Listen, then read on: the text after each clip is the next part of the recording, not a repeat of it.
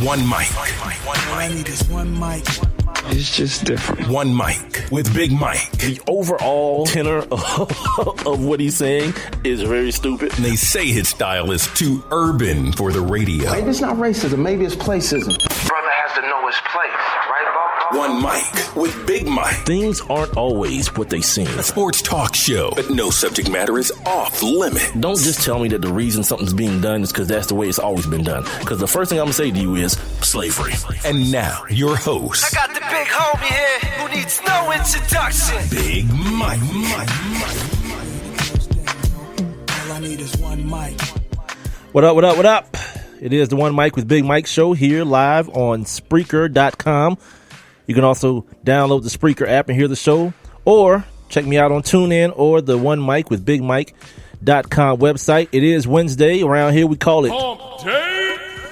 It's also a Woman Crush Wednesday. Shout out to today's Woman Crush Wednesday. Her name, or Woman Crush for today, her name is at Patrice B. Patreceb. So hit her up, tell her what up, give her some follows and all that good stuff. If you want to be involved in the show, it's quite simple. You can send me your text messages to 404-902-8104. You can also leave your comments below my live streaming video going on Facebook right now.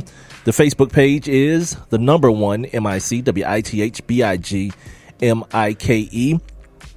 So leave your comments below that. And make sure you like the page while you're there. Or the third option, probably the best option, you can go to Spreaker, SPREAKER.com, or download the app from your app store. Sign up for your free Spreaker account, and then follow my show, One Mic with BigMike.com. And while you're listening, there'll be a little thought bubble icon sitting on the streaming player. Just click on that. It'll get you right inside the live interactive chat room where you guys can goof around, hang out with me, exchange ideas back and forth, criticize me, do whatever you want to do, man. That's Spreaker, SPREAKER.com. All right, Hump Day, Wednesday. Not going to be here long today. I know I say that a lot, but for those of you who listen, I say that a lot, but I don't think I'm going to be here long today. I got this one thing that I want to start with tonight. And before I say anything else, I'll just play you guys the clip. I'll lead in with the clip, and I'll then start my thought process. Your San Francisco quarterback, I'm sure nobody ever heard of him.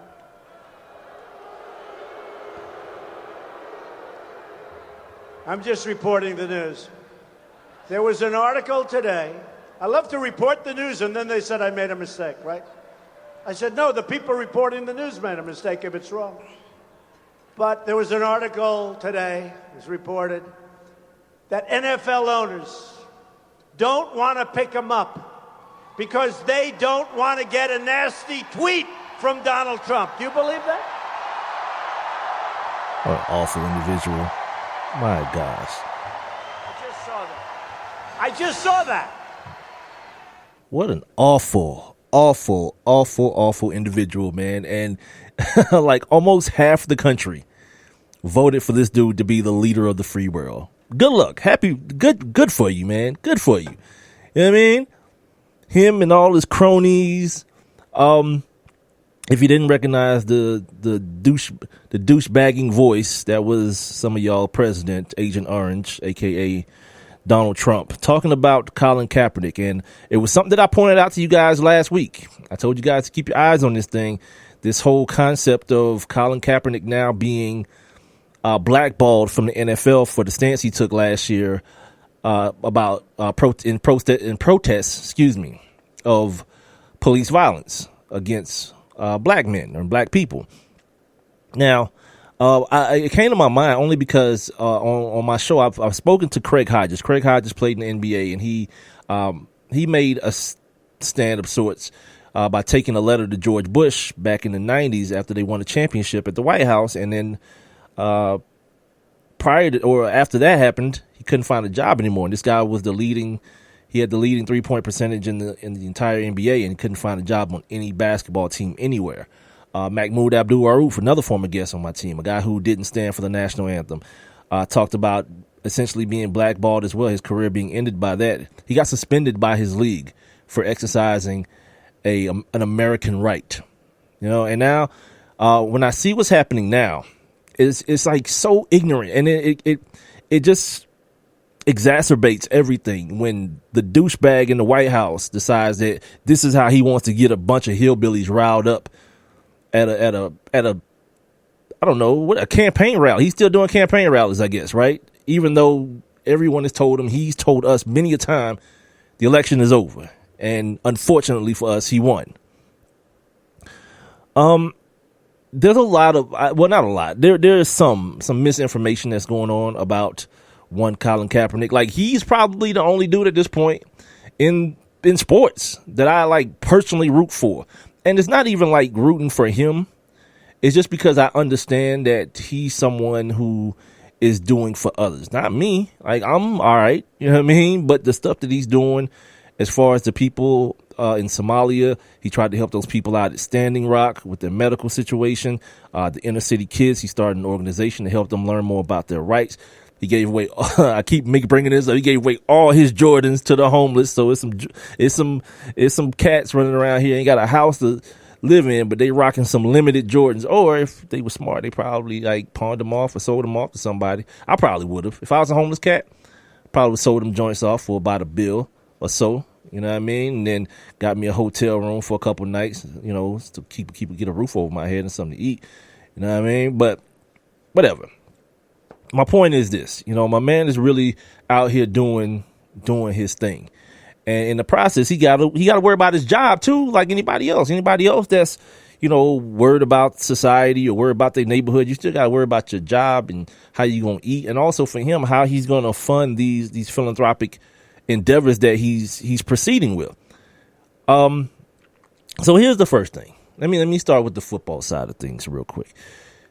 Colin Kaepernick opted out of his contract during the year. In order for him to play, he had an injury guarantee that if he would get injured, they would have to guarantee his money for last year and this year. This year would have been, or this coming year would have been $14.5 million, I think. They redid the deal to take that out and do some other things and move some money up for him into the current year. But he still had an opt out. But the thing that people are missing, so many people are missing this. The team also had an option, which they always have it in the NFL, to release him from the contract without owing anything more. They're getting real slick with these deals, like the one they put Tyrod on last year. They called it a 5-year deal. That joint was that joint was a year-by-year deal. And as you see now, he had to re-up instead of leaving and finding what his free agent number was. But whatever, that's another story. But my point is this. People keep saying, man, maybe he's regretting opting out of that contract. He's not regretting anything. The people at the 49ers, John Lynch, said they was going to cut him anyway. He also said that there is a chance after he gets out into the market and finds out what people are willing to pay for his services, that, you know, a return to San Francisco is not out of the question. But this is not like J.R. Smith in the NBA opting out. And you say like J.R. Smith is feeling like, I'm about to cash in and get this money, son. You know, and then it took a while, but LeBron and his boys had to like tug and pull and come on, man, give JR some money. And what JR found out as well is that there wasn't really a market for him outside of Cleveland. Like, there were some other names that were, you know, bandied about a little bit, but nothing that really caught any fire to make Dan Gilbert want to like come up off the check. And of course, eventually then, you know, LeBron did his thing and he wanted this man back in the building, and he got what he wanted. And I've told y'all many times before, and I'll talk about this some more later on. I have no problem with dudes asserting their power, especially as employees, like finally having that opportunity as an employee to like stick it to the employer. I'm all about that life. I think in our own way, in everybody's own way, we all are. You know what I mean? We all wish we could do that at our workplace. Just so happen LeBron James can't. You know what I mean? What up, Reggie? Reggie's in the chat room. You guys can join him if you like. Just go to Spreaker, go to my website, click on the little thought bubble icon. You'll be right up in the building. The other thing, it's not, to me, the NFL is not worried about Colin Kaepernick in a vacuum. You know what I mean? It's the fact that you see a lot of conversations being started. People, from my understanding, there's like this long ass group chat, this big ass group chat that a lot of these NFL players are on, these black NFL players are on. And they talk about activism and talk about and talk about plans of action in order to get messages across and things of that nature. I talked about Michael Bennett the other day, who's taking all of his endorsement money and putting into teaching kids other things in sports, not doing a football camp, which is like the thing to do. I don't do a football camp every summer because every kid's gonna go to the NFL. Nah, he's trying to teach kids that they can be entrepreneurs, they can be inventors, they can be people who influence the arts, things of that nature. Some of the things that your man Agent Orange wants to take out of the communities and out of these public schools.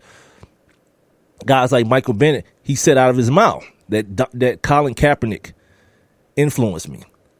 But now, what's happening now is what happens a lot of times. And I've talked about this for years. I remember the first time I remember talking about this was when Terrell Pryor was at, and I'll tell you what this is here in just a second.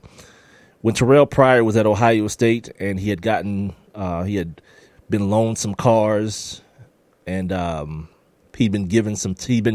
he had traded some memorabilia or something for tattoos, and they treated that kid like a criminal, like he had broken. I mean, people actually said that he broke laws when they were just NCAA rules, and they're stupid ones as well. That I can't give you something of mine for something of yours, aka barter, because of what I do on this campus. That's ridiculous as hell. But I started talking about, and it now is the criminalization of some of these black athletes. They do it to Terrell Owens. Like, Terrell Owens got a big mouth. You know what I'm saying? He's real cocky. He's real loud mouth. He's real flamboyant. He don't cow down to people. And all of a sudden, that's criminalized. You treat him like he's a criminal. And here's the respect that I'm saying that in. I'm saying that in the respect that when you hear them mention Colin Kaepernick, and then after that, the word distraction comes out, it makes you you take a step back and you wonder, Greg Hardy, that's not a distraction. This kid, that white boy, Josh Brown, the kicker, not a distraction, huh? He beat up his old lady and kicked her while she was pregnant, but that was cool, I guess. But this one dude, that's like, hey, man, how about we do something about these police that's killing these black folks? And he made it very specific. He wasn't just talking about the shootings themselves. And I've asked this question before on the show about what is it that black people are really angry about? Or what are they most angry about? And most people were like me, that not necessarily that the kids got shot. It's a close second, but the salt in the wound is when people just get put on paid leave, cause then, we're not bringing no charges. Then when you do bring charges, they go home anyway and write books about it, about their harrowing experience and get rich off of them. I don't know, man. That don't sit right with me at all. And that's what he said. That's what Colin Kaepernick is talking about. The fact that you can do that, you can pull your gun knowing that there will be no repercussions. There's nothing to keep you from pulling your gun and blowing somebody away because you got that badge and that blue uniform on. And that's ridiculous. But that's not the thing that everybody wants to talk about today on social media again. Political stunt. Hypocrite. You know what the political stunt was? He gave $50,000. $50,000 to Meals on Wheels. One of the programs that my man Donald Agent Orange is trying to, or he wants to, proposing to cut in his new budget. And that's the publicity stunt. Sarah Palin, Alaskan Barbie, came out talking that foolishness. Then she got a little backlash. These people love when people love them. You know what I mean? Like in the clip I played earlier, if you saw the video, you see my man, he's acting like he's one of those damn pro wrestlers or something. You know what I mean? Oh, let me tell you about this San Francisco quarterback. Nobody wants him because of me. Shut your dumb ass up, man. You're an idiot. Like, that dude was an idiot. He's a terrible person, too. He's just a bad guy. You know what I mean? A horrible human being who, for no reason. Well, if anything else, this dude who says he's all about America and all this kind of stuff, but not about preserving the lives of its citizens when they have a different shade of skin than you. It's whack, man. It's whack. You know, Colin Kaepernick's a distraction. And I heard today, shout out to Joe Mixon, man. Joe Mixon shooting up draft boards. You want to know why? Because Joe Mixon can play. And the other thing that's probably helping Joe Mixon too, I'm gonna be real with you, is the fact that this happened 2 years ago. So it happened 2 years ago, and in the time he ain't really got no trouble. I think he got into it with like a parking, what they call it, like the meter maid tried to give him a ticket, and he tore it up right there while he or she was there. That was pretty much it. He kept he put his hands on more women. You know, that didn't happen. But yeah, he's shooting up draft boards. And it's like, these NFL cats don't care. You know what I'm saying? They don't care about that kind of stuff. What they care about is that little, you know, equation, how good you are versus how much trouble you bring to the team. Now, in all fairness, you know, Colin Kaepernick ain't been the best. Far from it. You know what I mean? He's been better than some, the numbers wise. He played on a crappy team with a dude who apparently now people realize didn't know what he was doing in the NFL. Chip Kelly. You know what I mean? And that's going to be held against him. And look, I'm going to say this too. To the people who want to keep bringing up his 90 quarterback rating, his 16 touchdowns, 4 interceptions, and all that kind of stuff. All that stuff sounds good in a vacuum. But I think most of us understand that stats can be misleading, especially when you're on a bad team and you have to throw the ball all the time. They can be a little bit misleading. And it's not to discredit him, but it's also to keep things in perspective. Like, I don't care about all that. You know what I mean? I don't care about, you know, how good or bad he was. That I don't care about him taking the team to the Super Bowl, because that's what you've done.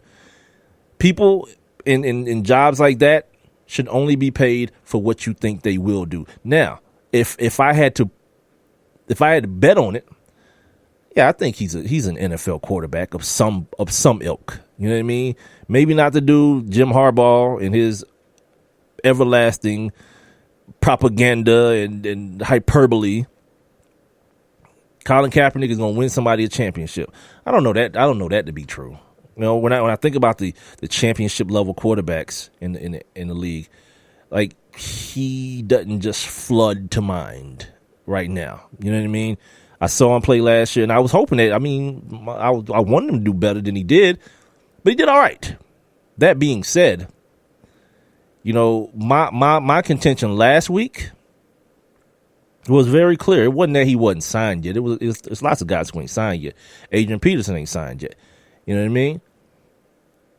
But no one was even talking about this kid. Like, usually there's a little buzz about people, like, this person's going to visit this place, and these people might be interested in him. Now, today, after all this stuff about blackballing and words like collusion, because Agent Orange, for what I understand hearing this morning, because the president is not taking credit for this thing, he leaves the door open for some litigation when it comes to things like collusion. Collusion meaning that everyone is involved in keeping this dude from getting a new contract. But now all of a sudden, you're seeing like articles being written. Should the Panthers sign Colin Kaepernick? Well, the Panthers got Derek Anderson. He's been there for a while. They've also got Joe Webb. Joe Webb is a guy who, while he might not be the best at playing quarterback, he can also play wide receiver. So you got two spots on the depth chart a little bit, covered by one guy, which leaves you an open spot that you can add to your roster when you don't need, like Joe Webb. If you don't need him, you can run down on kickoffs and all that kind of good stuff. So that type of pacification type stuff, hey, somebody just put it out there that the Panthers might be interested. Nah, I don't believe you. You need more people, man. It's the One Mic with Big Mike show. Tune in live every Monday, Wednesday, and Friday at 7 o'clock on Spreaker, Spreaker, the Spreaker app. Tune in, and of course, One Mic with BigMike.com. You can also hear the show on demand on all of those platforms, as well as on iTunes, iHeartRadio, Stitcher, Google Play Music, YouTube, and catch the live stream going on right now on Facebook, One Mic with Big Mike on Facebook. If you want to be involved in the show, 404-902-8104 is my text number. You can also jump inside my live interactive chat room. If you're listening via Spreaker or my website, click on the little thought bubble icon that you see on the streaming player to get you inside the live interactive chat room. Or, of course, you can always leave your comments right below the live streaming video that I don't see. I'm looking at my Facebook page. Maybe it's something going on my computer. I don't see it right now. So that's that. Getting back to the conversation, though, Colin Kaepernick. And, like, for the most part for the day, man, I was kind of amped about this, too. I had to, like, bring myself down. And also, because I'm an idiot, it's getting warm around, right? So now the pollen's about to start coming out. So I'm trying to, like, I'm trying to be preemptive about it. And I got to cut the grass at some point this weekend, right? So not thinking, I took a allergy thing. So I'm, like, mad sleepy right now. So if I just pass out in mid segment, you know why, man. I ain't overdose on them, but like I feel it. Like I feel the heaviness of taking that pill. Here's another fun fact too about the NFL and what's happened and how concerned people are about this one dude saying, "Hey, how about we hold people accountable for murdering black people in America?" Those people being the police. How about we just hold them accountable, right? Apparently, that was one of the main questions asked by the, I don't know, call them NFL scouts, coaches, whatever, at the scouting combine to the prospects. How do you feel about Colin Kaepernick? Like, what the hell is the right answer to that? You know what I'm saying? That's like one of those, like, they give you those personality tests when you go apply for a job. And they ask you like the same question over and over again. Like if you saw Jennifer stealing a pen from work, what would you do? And it's like, how do you answer this? Because I'm probably wrong if I snitch on Jennifer, but I'm probably wrong if I let her steal company property. Yeah, there's really no right answer to that kind of stuff. And it's like, that's unfortunate, man. That's really unfortunate to see these dudes, these rich billionaire, millionaire men calling themselves protecting themselves. You know, they feel like they're protecting themselves and keeping control. Because I know this is what I believe, that if this situation was believed to be happening in the NBA, yeah, the players would be up and in arms about it. They'd be all in the media about this type of stuff. In the NFL, there's such a fear factor, and rightfully so. I'm not going to front. I mean, these guys got lifestyles to uphold. They got businesses they running on the side. They got all kind of investments and all that kind of stuff, and it's necessary for their money to keep flowing. And anything that's going to tamper with their money, i.e. Colin Kaepernick, you got to rethink decisions. The NFL forces you to rethink decisions. But if this was the NBA, guaranteed contracts, these dudes don't give a damn. I saw LeBron on TV. Y'all, whether today or yesterday, laughing at Adam Silver. He wrote a little note to everybody, and I'll talk about it here in just a second, probably the next segment or so. Yeah, laughing at his ass. You know what I mean? Like, I don't give a damn what he say. That's real deal. You know what I'm saying? That's the power that you have in security and understanding your position. NFL players, they're not allowed to do that. They're not allowed to understand their position because they're made to feel like they're so interchangeable. Every April, right? There's another influx of talent. You got 7 rounds, 32 picks around. Then you got the undrafted free agent dudes. You got dudes from last year that didn't make squads. You got plenty of dudes, plenty of cats ready and willing to come in here and grab your spot. So the last thing you need to do is be a quote unquote distraction.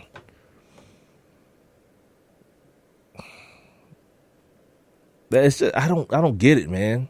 Like all these anonymous GMs, folks talking about they hate him. They hate Colin Kaepernick.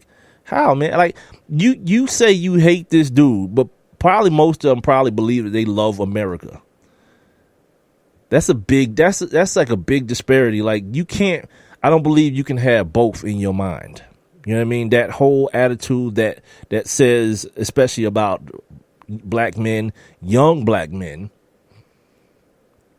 believing in something. You know what I mean? That the first thing, this is football. They don't have no place here. You ain't say that crap to Tom Brady when he had his "Make America Great" hat posted up in the press scrum. You ain't say that to Bill Belichick when he's writing letters to his man Donald Trump, wishing him good luck and all that kind of stuff. This past weekend, your man Bob Kraft chilling, Air Force One. He down there at Mar-a-Lago or wherever, playing golf with the homie, all up in the White House. Ain't nobody got no problem with that, though, right? Nobody. John Elway writes a personal letter endorsing the dude that Donald Trump has up for the Supreme Court that will allow the Republicans to have the judicial, the Senate and the Congress, and the executive branch, i.e. total power over everything to screw all of us who ain't super duper rich. Yeah, bend over, and we ain't talking no grease, cuz no KY, none of that. We about to get it. Leave it up to them. And John Elway shoots a personal letter saying, this is my man. He should be confirmed. But ain't nobody screaming, stick to football. There. Ironically, it's only when someone says, stop killing black kids in the street. Stop the police from killing black kids in the street. Black kids shouldn't have to be afraid of the police. You start saying that kind of stuff, they start trying to find the fault in the good things that you do. You know what I mean? My man sending a plane full of food. Also, by the way, make sure y'all hit up my Facebook page, One Mike with Big Mike. The link to Colin Kaepernick's GoFundMe. They up to $2 million. I donated earlier to send that food to them people in Somalia. I think it's people in Sudan too, and I don't know if it's the same place, like it's a place within a place. But yeah, they over there starving to death, man. I'm talking babies and all kinds of stuff. It's real, real bad from what I gather. And Colin Kaepernick, he's just trying to do his part, man, to help out. You know what I'm saying? So shout out to him for that, man. Just really, man, shout out to him for trying to make a difference. That's why I root for the dude. I root for the dude to get a job, and I root for him to do good. You know what I mean? To make himself indispensable. So when the time comes, you know, they just can't discard him like they try and do now. And that was the problem with last year with him not playing as well as he had in the past, coming off those injuries and so forth. He just didn't show what he had shown previously, man. And that unfortunately gives people it gives people a way to discredit him, an excuse for him not to work in the NFL anymore. Well, you can count countless examples. I remember Leonard Little killed a dude or killed a woman. Yeah. So did Dante Stallworth. Killed a dude. Drunk driving. No problem. Ain't no distraction. Come on back.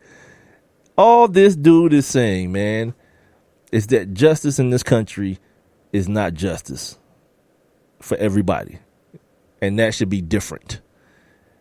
You know, saying like for Sarah Palin to be like, he's running afoul to Agent Orange, the president, y'all president. He's running afoul to that dude because he decided to give to Meals and Wheels, and everybody knows that Meals and Wheels funding is the proposal of the budget is to cut their money. Yeah, that's how you get back at them. Do good for old people and shut-ins and veterans who can't eat. God, these people are such douchebags, man. They're such terrible, terrible, terrible human beings. But what you gonna say, man? And then, you know what I'm glad too about this before I go to break?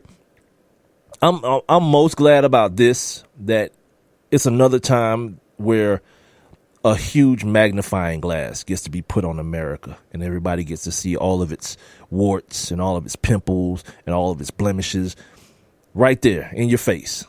This is what America is. That land of the free and home of the brave and all that kind of crazy crap. That's fictitious, man. The real America is rich, powerful white men make all the rules. And if you step outside the lines that they set, you're a problem. You're an enemy. And look who y'all got in that White House. It's the One Mike with Big Mike show. I'm here live every Monday, Wednesday, and Friday starting at 7 o'clock. Here being Spreaker.com. That's Spreaker.com. I've got the Spreaker app on deck, so go ahead and download that from your app store. I'm live on TuneIn, or at least I should be. Reggie, if you're still listening, check out the TuneIn, man, and let me know if we're live on TuneIn. And of course, the website onemicwithbigmike.com that I'll be revamping here. Don't forget, no shows next week. Well, tentatively, no shows next week. I got a bunch of stuff I need to take care of, and I want to make sure I can get to it all.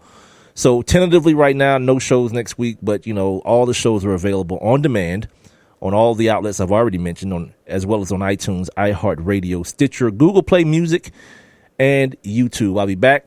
I got to do on this day my daily feature where I give you guys some historical tidbits and some factoids on things that happened on this particular day in history, and we'll do it next here on the One Mic with Big Mike show. I have one question for you. Do you or someone you know run a business that could benefit from additional exposure? The One Mic with Big Mike show is currently taking on new sponsors and advertisers. One Mic with Big Mike is currently syndicated across 8 different online platforms, and your company's name could be heard and seen across all 8 as well. Let's get to work. Please send all inquiries to Mike at onemicwithbigmike.com. Thank you for listening. Thank you for your continued support. All I need is one mic.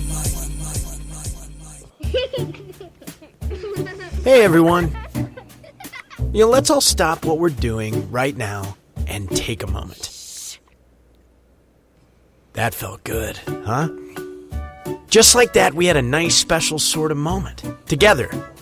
Of course, they don't all need to be quiet moments to be special. They could be loud moments, goofy moments, sporty moments, dorky moments. Moments where we talk or walk or just hang out. It doesn't really matter. They all count. Because every time dads like us take a moment like that to spend with our kids, well, it's pretty momentous. Sounds like somebody agrees. So let's take a moment to make a moment. Today, call 877-4DAD-411 or visit fatherhood.gov. Brought to you by the U.S. Department of Health and Human Services and the Ad Council.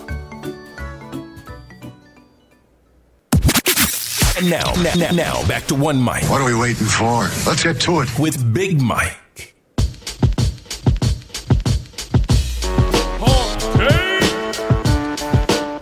Yes, sir. Back here on the Hump Day, One Mic with Big Mike. You guys notice the sound sounds a little clearer now. I had some issues with my equipment that I had to work out last night and yesterday and the night before. Man, I noticed I had a hum, like a hing. And I didn't know where it was coming from, but I rectified it. So now, what I'm saying and the things that are coming out of my mouth may be stupid and sound stupid, but at least you can hear it clearly now and crisply. Don't forget, coming up, I got On This Day, and after I do that, I'm getting to some of this NBA talk. My man Adam Silver, the commissioner, talking real saucy to these owners about these Negroes skipping out on work. Get them back to work. Get them boys back to work. Nah, I'm going to talk about that here in just a second. But before that, let's take a look back. Now, let's take a look back. On this day.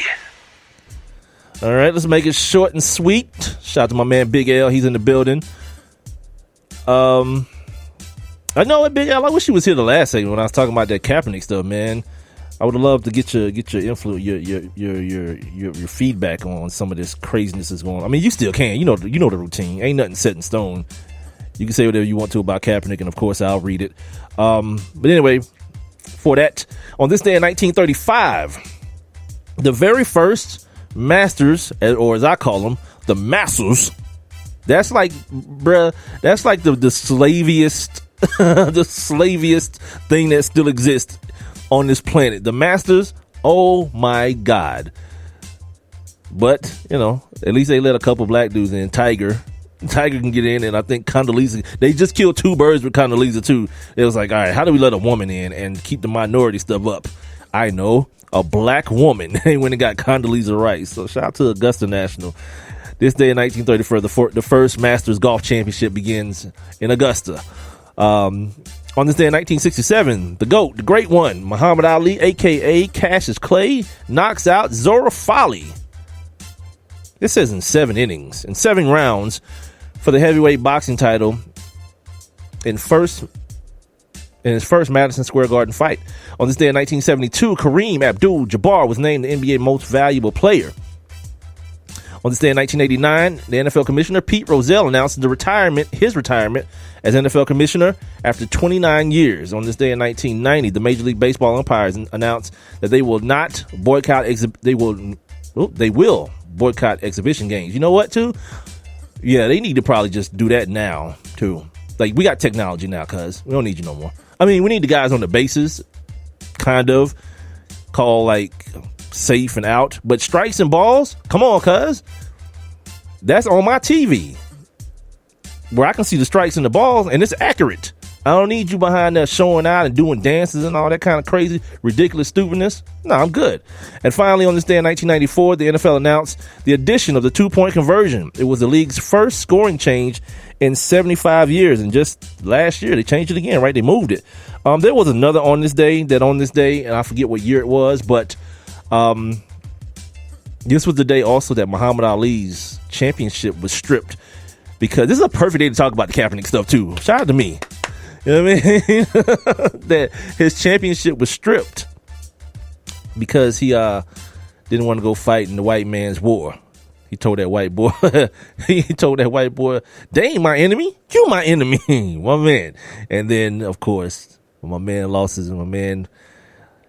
lost his ability to speak and his cognitive function started failing him, white people decided they were going to change it. They're going to change history and tell you how great of a guy he was and how awesome he was. You ain't think that before now.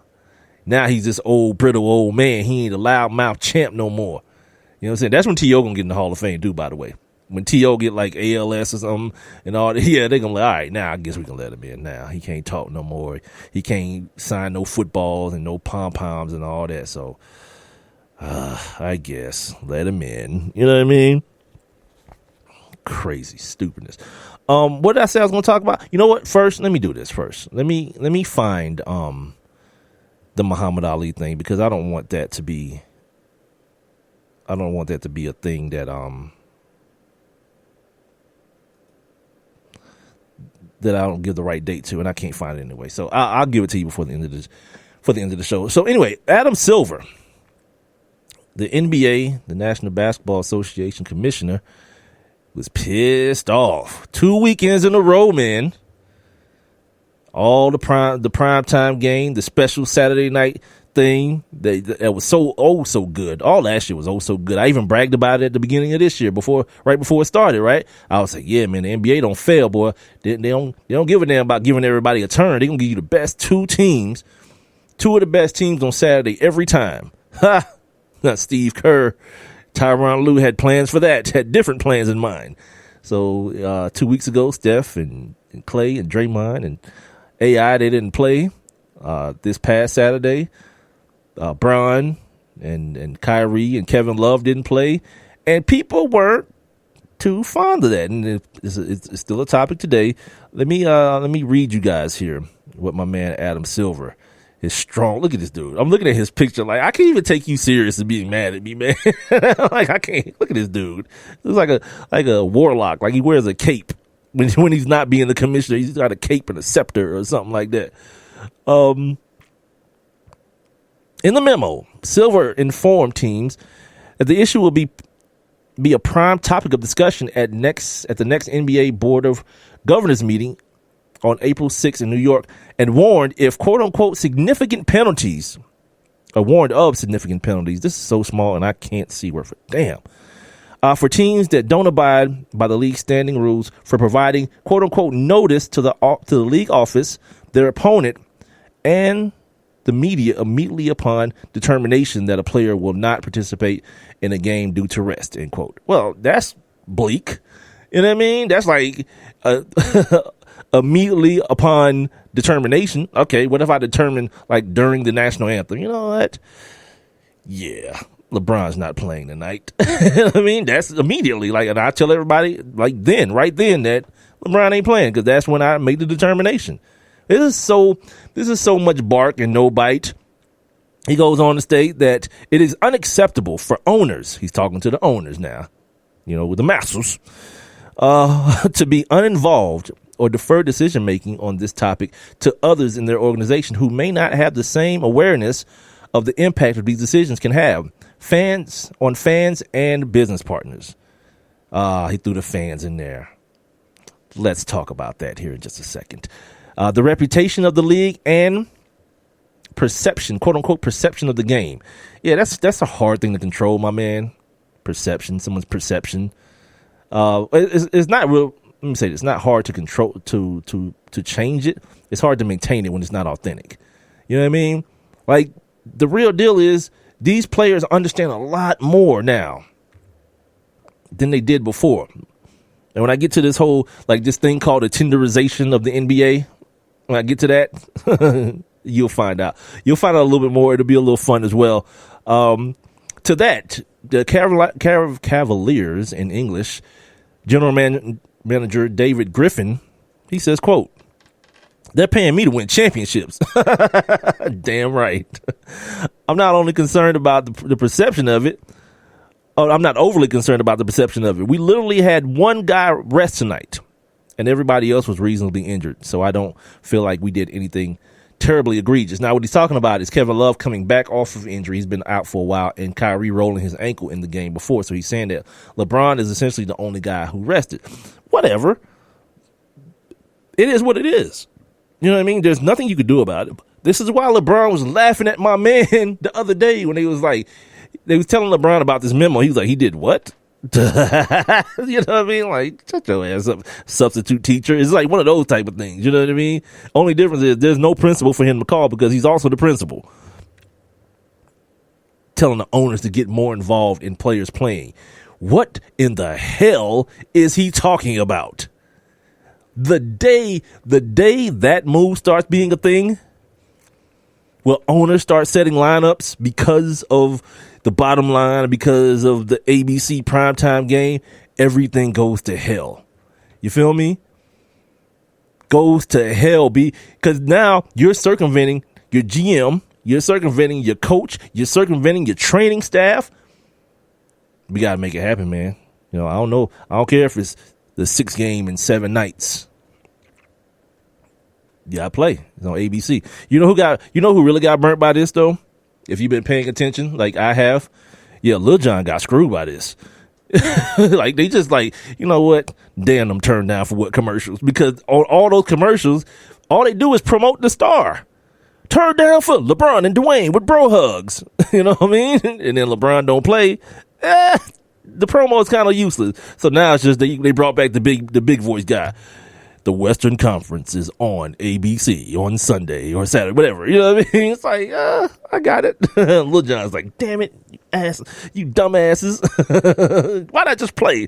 Because now Lil Jon's got to go back to DJing in Vegas for $10,000 a day, $10,000 a night. I think it's like, it's the last time I heard, like, Lil Jon's, he's bringing in like $10,000 a night DJing in Vegas. He'll be all right. Don't shed no tears for John, baby. Shout out to that guy. Going to the chat room real quick because my man Big L, he's up in here. He got to catch up. He says Cap is the man. That bro has something bigger in his future. F football. Billionaire owners don't give a damn about any of the players. Yep. That's so true. Like, this is why I'm so crazy about. Did y'all see the pettiness? I'll get back to this Adam Silver thing. The pettiness from like Rajon Rondo. They doing this like championship commemoration celebration from 2008, and they're gonna do like the 10-year next year. And it's like, don't nobody want Ray Allen to come because he left and went and played for Miami. Are you 12, dude? Are all y'all 12? Because he said it wasn't just him. He said it was him and some of the other cats too. That was like probably KG and some of these cats. Are y'all 12 years old?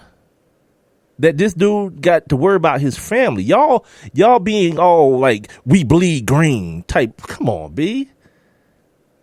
That ain't a thing. That ain't even a real thing for grown men. Like, you could put like, well, maybe high school, college kids, you know, the cultish nature of what it is to be a football player or an athlete in high school or college. Yeah, and then the emotional immaturity of a kid. It'll get you sucked in to be like, I'm all about the U. I'm all about, you know, Alabama or whatever. You know what I mean? But now you're doing business. You're doing business as grown men. And when there's more money on the table in Miami,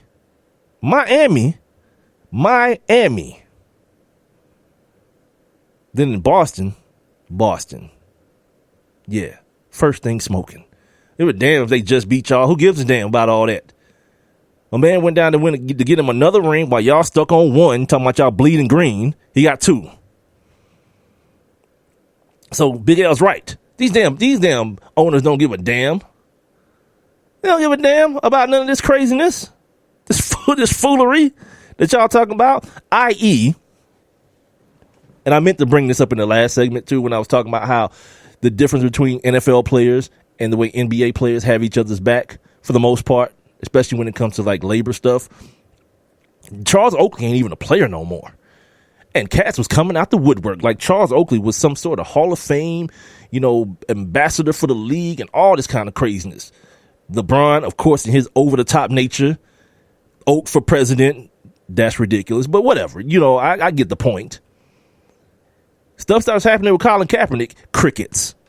You ain't nobody. Nobody's like, that ain't right, man. That ain't right what they doing to Cap. None of these NFL players, and I don't blame them either. Because the NFL has put these guys in positions where they have to be protective of themselves because there is no security. LeBron can laugh at Adam Silver and know that, whatever, dude. My check gonna still cash, B. No matter what you do, my check gonna still cash. This league is on my back. I do what I want to, say what I want to. You feel me? So my man thinks this rest thing is a big deal. It's one of those things, and I talked about this a little bit on Monday. When people brag about things that they didn't do in their era, we got to also assume that you couldn't have done them either. Oh, man, I can't believe, man. Look, man, Durant left Russ. Well, you didn't have the opportunity. You didn't have the option to do it. I would have never wanted to go play with Michael Jordan. Really, Patrick? Really, Charles? Really? We will never know because you didn't have the opportunity.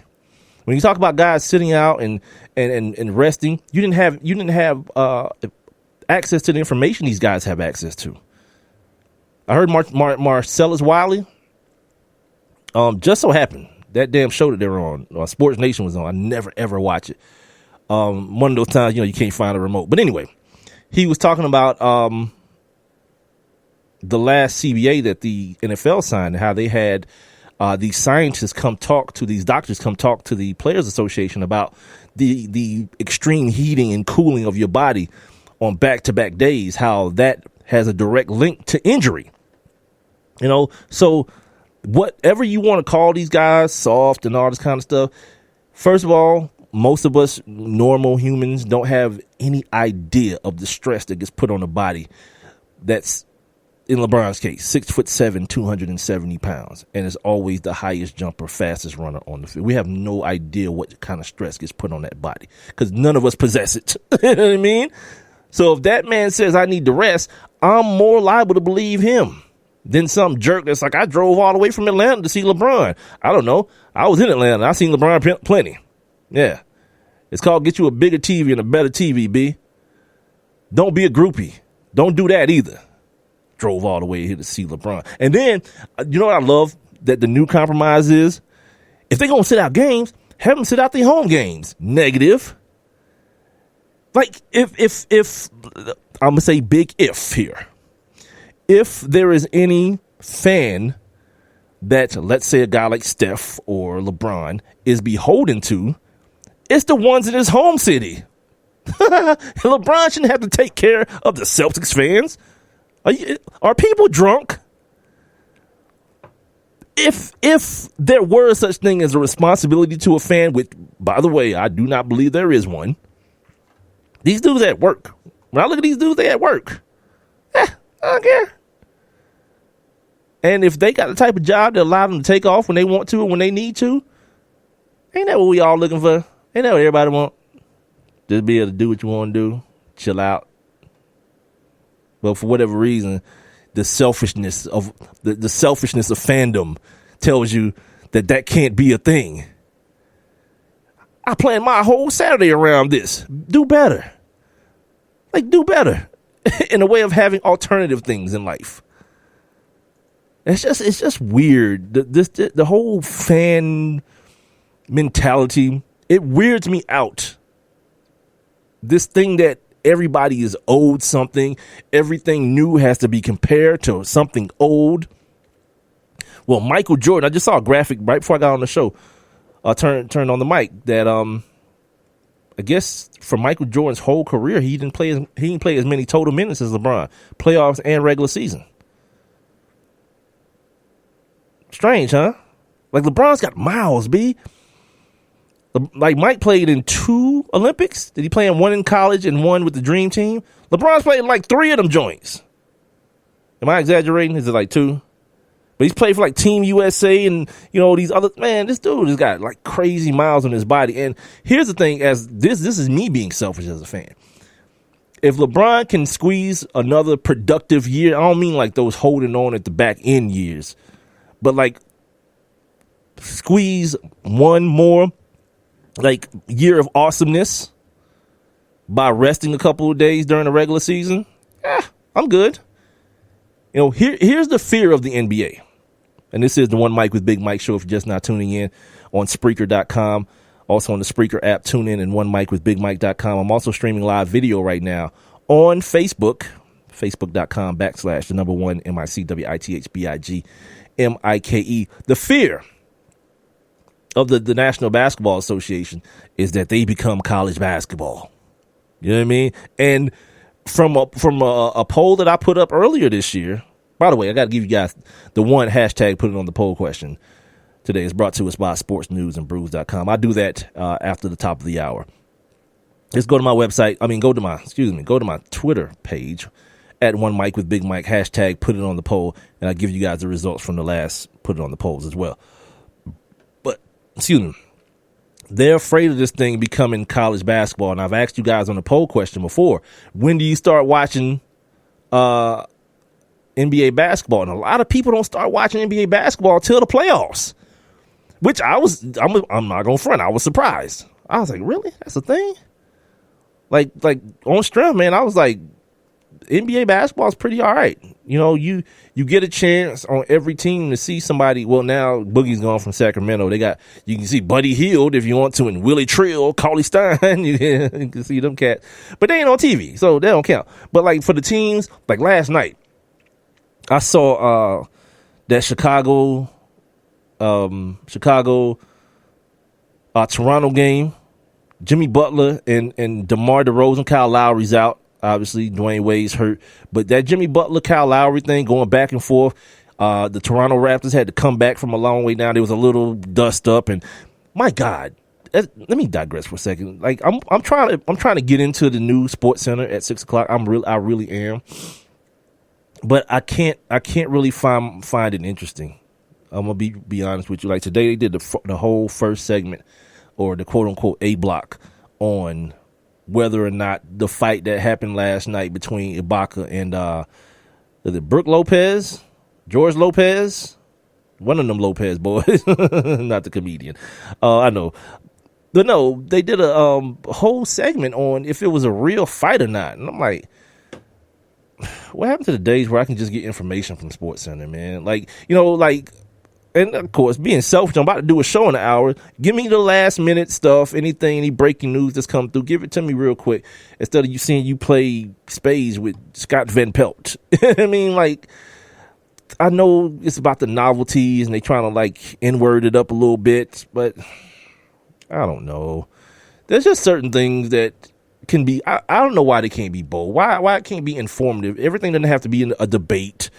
You know, just give me the damn information, and then in the midst of that, try to entertain me somewhat. That's it. But anyway, see, this is what happens. I get off into these things, and then I forget where I was standing at, or where I was at. I was talking to Adam Silver and his note about players resting, and you know who's so awesome though? Well, man, James Harden. James Harden has gone kind of full circle on y'all, and much like Russell Westbrook has. You know what I mean? Like, I don't understand the people who fail to recognize the type of game that James Harden has had for years. Even when he was the sixth man at Oklahoma City, Then he got his own squad. Then it was the stuff with him and Dwight, and then James don't play no defense.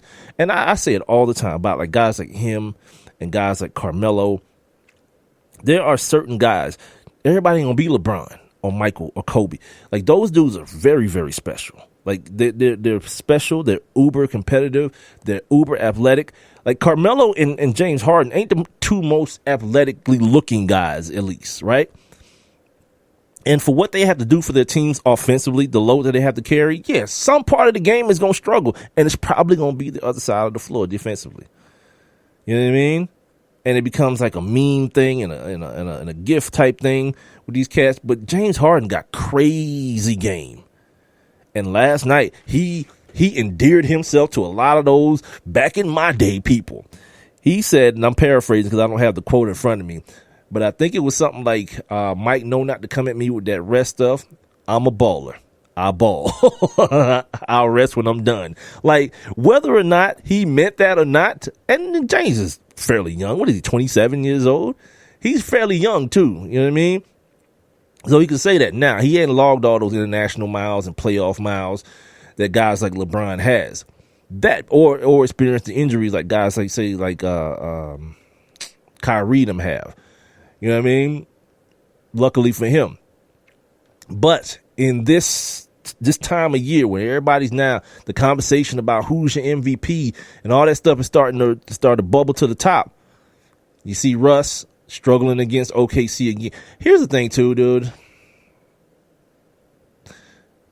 Golden State just keep kicking the hell out of them damn dudes, man. I mean, it's never like them and the Clippers. Golden State is just like, nope, we bringing the hammer, and all you ants, we killing ants with a sledgehammer around this piece, man. It's not even close. Him and Steph got into a little dust up the other night, but my point is, as people start to more closely dissect what these two guys are doing in Russ and James Harden, of course, Kawhi Leonard is always in the mix there, because of his ability to play both ends of the floor. It's going to come down to, Russ is averaging this triple-double, but the reality is this, man. James Harden is like 2 rebounds below Russell Westbrook and averaging that triple-double. And somebody did a breakdown on Russ, too. Somebody did a breakdown about his teammates helping him out. Like, they put their point guard on the block during free throws, and then everyone else will box out and just let Russ come in and gets like 2 or 3 rebounds a game that way. It's cool. It's smart as hell.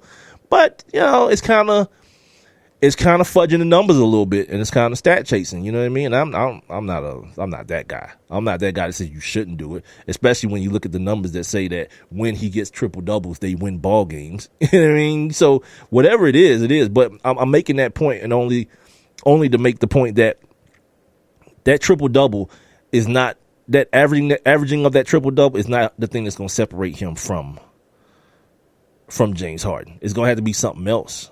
James Harden's going to have to fall off. He's going to have to like go off down the stretch. He being Russell Westbrook is going to have to go off down the stretch. Something of that nature. Because them 2 rebounds, when James Harden, you talk about playing back-to-backs, when he's hitting you for 2 back-to-back, 40-plus point triple-doubles, it's grown man, B.I. Yeah. That's grown man. I'm going to come back. I want to talk to you guys about the tenderization. Tell you guys what the tenderization of the NBA is. We'll do that along with, we got to, of course, talk about the Sweet 16 and a couple of, something just hit my mind a few seconds ago and I can't remember it all of a sudden. But we'll do it all. Try to get up out of here in a decent time. I got to get up early. Plus, I told you guys already, I'm sleepy as hell, man. So we'll do it next right here on the One Mic with Big Mike show. Well, I have one question for you. Do you or someone you know run a business that could benefit from additional exposure? The One Mic with Big Mike show is currently taking on new sponsors and advertisers. One Mic with Big Mike is currently syndicated across 8 different online platforms, and your company's name could be heard and seen across all 8 as well. Let's get to work. Please send all inquiries to Mike at onemicwithbigmike.com. Thank you for listening. Thank you for your continued support. All I need is one mic.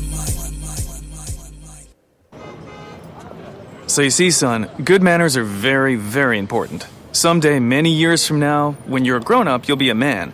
And when you are, you should be a gentleman. Do you want me to go through it one more time? Yes. Yes, please. Yes, please. Exactly.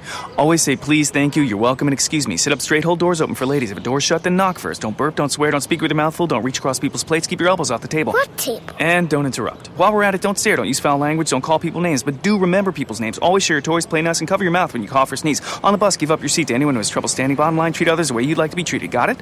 Got it. And stop picking your nose. Most parenting is hard to do in just 2 minutes. But spending just 2 minutes twice a day making sure they brush their teeth is easier and could help save them from a lifetime of tooth pain. For fun 2-minute videos to watch while brushing, visit 2min2x.org. That's 2min2x.org. A message from the Partnership for Healthy Mouths, Healthy Lives, and the Ad Council. One mic. All I need is one mic. What's the name of the show? One mic with Big Mike. You know, ain't nobody getting hurt, ain't nobody, there's no crime being committed. And they say his style is too urban for the radio. This is real life stuff that's happened to me. Well, you know what? You, and you. One mic with Big Mike. I like to be able to do what I want to do. A sports talk show, but no subject matter is off limits. Meek Mill's concert is not called the Hell Yeah, I Banged Khloe Kardashian concert. And now, your host. Put your hands together for the one, the only Big Mike. All I need is one mic. Hump day. It is Hump Day. It's also Women Crush Wednesday here on the One Mic with Big Mike show. So shout out to at Patrice B, at PATRECEB. You guys can head on over to her Twitter or Instagram page and check her out and give her some likes and follows and all those good things. Did y'all see that thing about the homie, that soccer player who was being asked a question about winning an award after the game or something, and he started thanking people, and my homie, he thanked his wife and his girlfriend mistakenly. Here, listen to it. Premiership man of the match, Mohamed Anas. Mohamed. Congratulations, Mohamed. I'm sure coming down here and making sure you walk away with something is a good achievement, but looking at the balance of play, I'm sure you could have won that game tonight. Thank you very much, and I thank Almighty God who is above. I always wish to win one of these, and I got it. So thank you very much for this, for giving me this. And I appreciate my fans also. My wife and my girlfriend. My wife. Yeah, sorry to say. I'm so sorry, my wife. Listen, I love you so much. I love you so much from my heart. Ne? So must keep on supporting me. And thanks for to come to the game. Yeah, thanks for coming to the game, you MFer. Yeah, here's the thing. Today, I guess he was asked about it today, and my dog was like, "Nah, see what it is. I call my daughters my girlfriend sometimes." Yeah, you just made it weird. You just made it super weird, my guy. You gotta kind of bite that bullet, dude. You gotta kind of just. I don't know how long he been married. But like, say something like, I ain't used to being married. I don't know, cause I don't know what the excuse is for calling for publicly on TV, telling people you want to thank your wifey and your girlfriend, unless you want some Usain Bolt where it's all good. But apparently it wasn't, because he tried to mop it up real quick. I mean, I'm sorry for that. I mean, I love you. Oh my God. Oh boy, adrenaline can be a terrible thing, boy.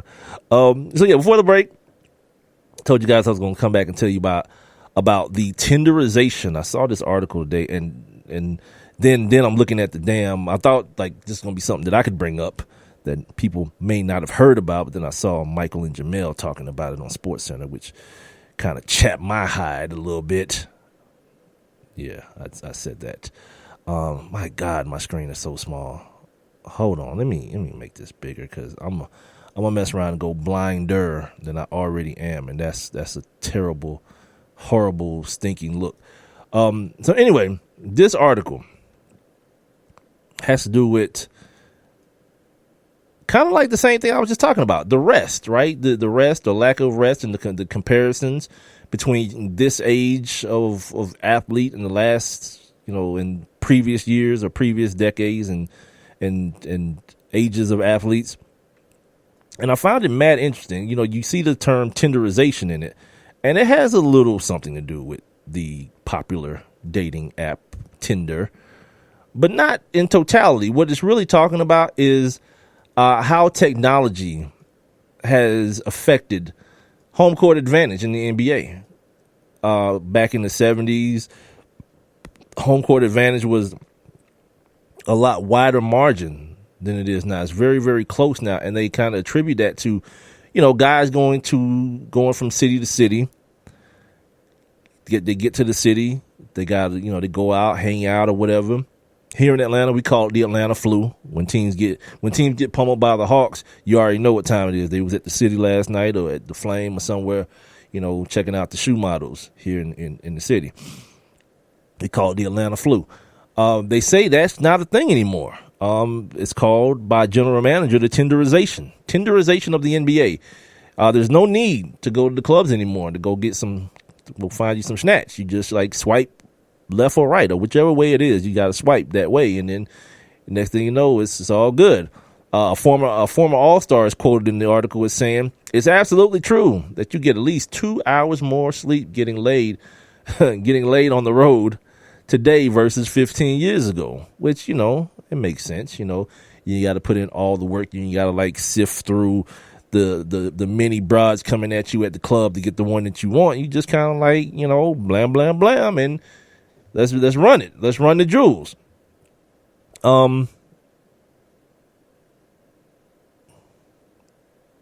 7 or 8. Oh, they can get now 7 and 8 hours of sleep, and still enjoy, getting a bang on the night before. It gives credit to direct messaging, texting. Some NBA players have known to even leave keys for the jump off so that when they getting off the plane, it's already set up to go down immediately. You know what I'm saying? She's already there, ready for the slow grind or however you want to run it. So, and they also mentioned the difference in the travel. Doc Rivers talks about the difference in the travel. I don't know how he got involved in this, but whatever. He said the home court advantage was, he says, quote, home court advantage was huge because of commercial flights. They didn't have charters back in the day. So Magic and Kareem, they was on Pan Am or whatever, on Eastern back in the day, trying to fly somewhere. And he said, he goes on with the quote to say it was a travel. Nightlife was a little different back then. You knew you were staying overnight, but you were also at the airport at 5:30 in the morning. On one of those commercial flights, and some of those commercial flights, cats would be getting blazed with the liquor. You know what I mean? After games too. This article talks about in the 70s, George Karl, our guy George Karl. Where was your daddy? Said in the 70s, cats used to drink beer at halftime. Like Walt Frazier and them. He didn't say Walt Frazier. I'm just saying the guys who played in the 70s, Moses and Walt, they getting lit, cuz in the locker room because they thought beer was hydrating. More than water. I'm just saying. I know Gatorade probably wasn't out yet, but he also says that this is important. This is an important part when it comes to this rest stuff, and then I'll move on. That players have become very serious about their profession. Players today have a more dedicated attitude about this. This is big money. They're very aware of having a plan of development, a plan of commitment, a plan of growing. And this is, to me, again, this is that LeBron influence. A lot of the things that he's doing, man, are trickling down to other people, and people are understanding the 1-year deal with the opt-out when you're in that position. Take advantage, strike while the iron is hot.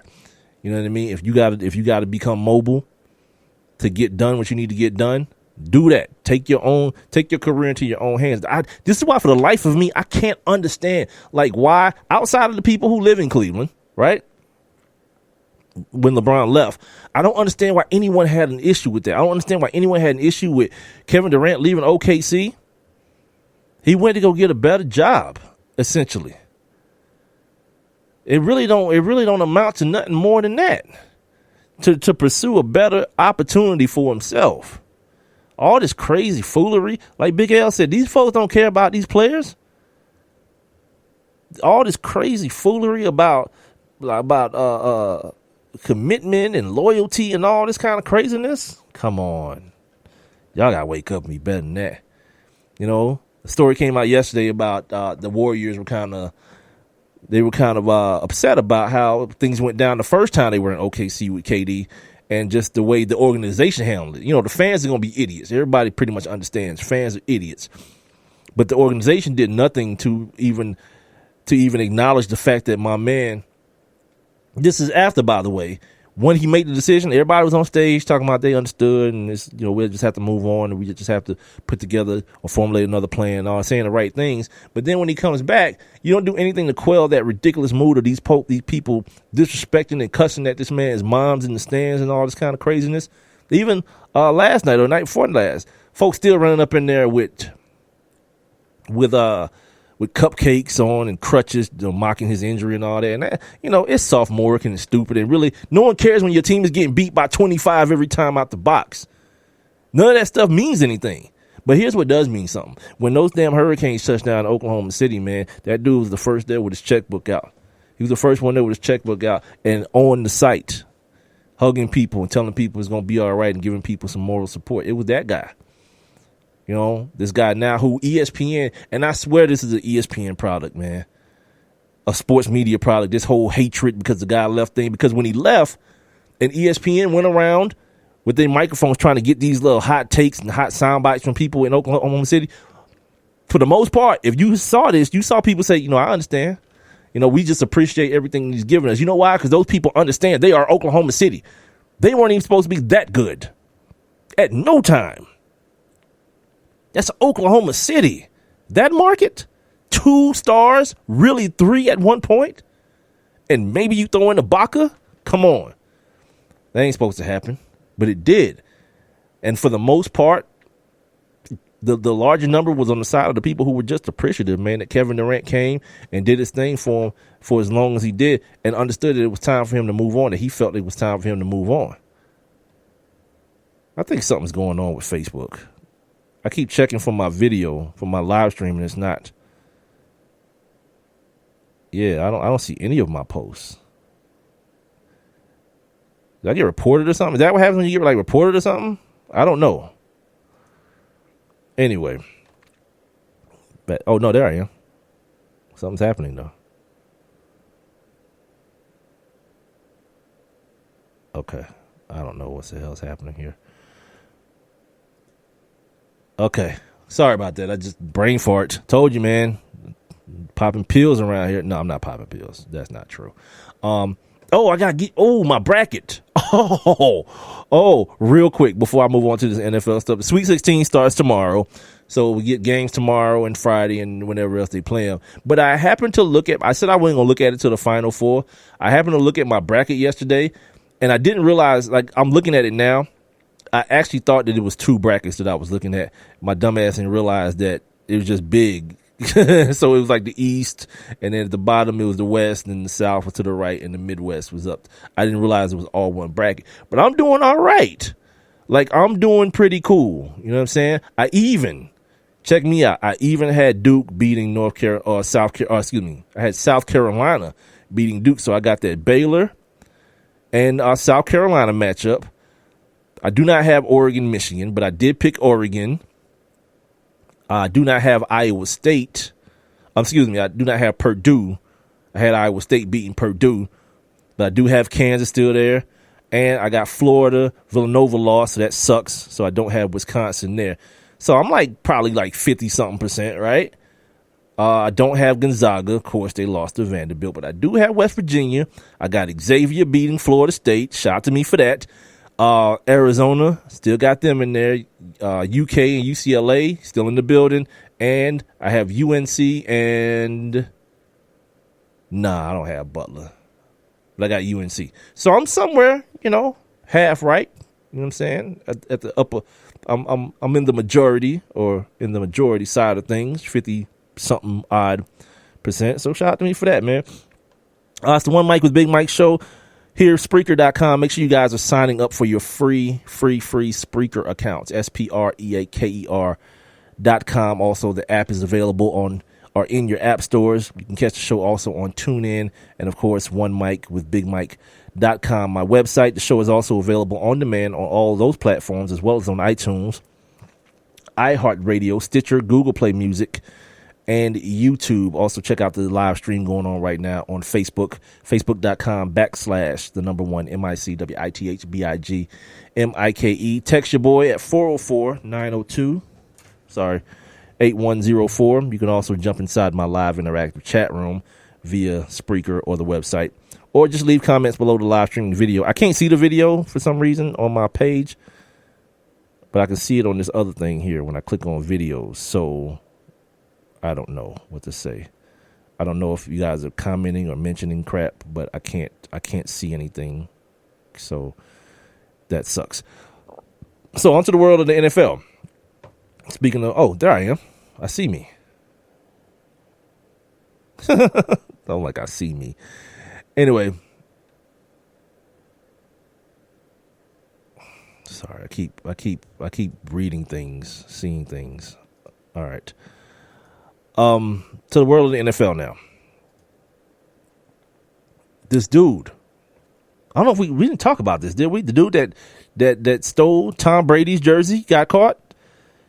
Yeah, I'm sure you guys know about it already. This cat, his name is Mauricio Ortega. He works. From the way they describe him, he's a big name in Mexico as far as the media goes. And my man is all on tape, like Craig stealing boxes, cuz. My man is all on tape, running up in the joint, like snatching the jersey and then bouncing before anybody even knows it's happening. Like everybody's in all the commotion. He just kind of like, you know how you try to sneak in the club when you're young? So you try to just go in with like a large group of people at one time and get on up in there. That's what he did. Or sneak in the movies or something. Yeah, homie did that. But they caught him. But here's also the thing. And apparently he had like Von Miller's helmet and Tom Brady's other jersey from the other Super Bowl. And they suspect he got a gang more stuff. But real deal, he not even gonna go to jail behind this. I know it sounds crazy, right? That my man ain't even gonna go to jail behind this. A Mexican government official, this is per the Associated Press, a Mexican government official confirmed that the warrant that they had for him targeted Ortega and the search of his home. An agreement was reached for an unspecified victim, Tom Brady probably, in the U.S. not to press charges in exchange for the jersey's return. What in the hell? I wonder can Von Miller lock his ass up then? You know what I mean? Because he didn't make the deal with Vaughn, and they found his helmet. Yeah, you can't just let people slide on that, man. Straight up. You can't let people start doing that, man. Because I seen, like, during the Super Bowl, some white boys snuck in the Super Bowl with a ladder. Straight up. Talking about they was doing maintenance and got into the Super Bowl that way. Like, folks is always sneaking into places. So, you can't just, like, let this dude, like, my bad. Here, you can have it back. Nah, because something got to, I don't know what, but some sort of retribution got to be made or had. Like, you see my man on the tape. It's on my Facebook page, too. One Mike with Big Mike. He's sneaking around. At one point, homie looks at the camera. You know that thing. When dudes is like, they know they being watched. But, like, at some point, you probably just at the point of no return. You know what I mean? He's like, probably like, F it now. We going to see what it do. We going to make it do what it do. I'm going to take my ass back to Mexico. And they catch me in Mexico. They just catch me. Shoot the shot, I guess, right? So they went to Mexico, then went through all this footage. Found this dude like a person of interest or something. Like the show. Found this dude, took their ass to Mexico and got it. Yet, here we are, many a year later. Anybody heard about that Biggie, that Pac investigation? Anybody got a line on that? Nah, probably not. Probably not.